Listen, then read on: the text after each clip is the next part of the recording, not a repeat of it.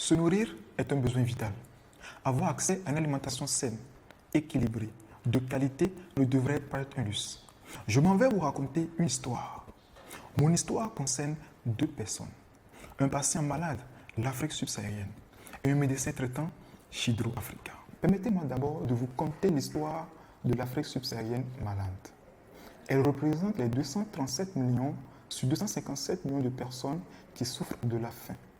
Elle est très éprouvée par la détérioration de 75% de ses sols, imputable à l'utilisation intensive de pesticides chimiques et aux effets du changement climatique.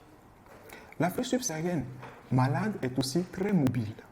Elle se retrouve en zone sahélienne, particulièrement dans les camps de réfugiés des zones arides, où du fait de l'inadaptabilité de la terre à l'agriculture, elle dépend uniquement des aides extérieures et des approvisionnements extérieurs en nourriture. Cette dépendance la plonge dans la famine. Lorsque l'apport en nourriture extérieure est interrompu du fait des tensions, du fait des guerres qui se retrouvent aux alentours des camps de réfugiés. L'Afrique subsaharienne a faim. Elle se meurt. Alors vient Chidro Africa, son médecin traitant. Avant de proposer son ordonnance, Chidro Africa souhaite décliner son identité. Elle est l'idée de Kenglu Auguste Abdon, ingénieur en génie civil et hydraulique spécialisé en eau agricole, formé à l'Institut international d'ingénierie de l'eau et de l'environnement. Pour résoudre la maladie de l'Afrique subsaharienne, Chidro Africa souhaite rendre son agriculture moins tributaire des aléas climatiques en l'intensifiant et en l'étalant. Et pour cela, elle propose cette ordonnance. Innover dans les filières assainissement, agriculture, en redéfinissant le rapport au sol-plante grâce à la technique de la culture hors sol et le recyclage des conteneurs usagés.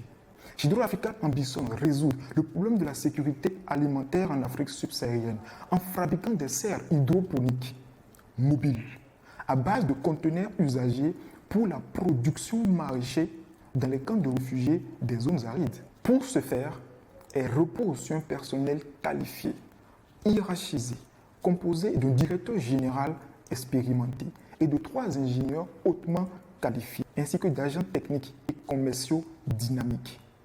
Cette équipe est chargée de confectionner 20 conteneurs hydroponiques à vendre aux ONG au prix de 5 500 000 francs l'unité.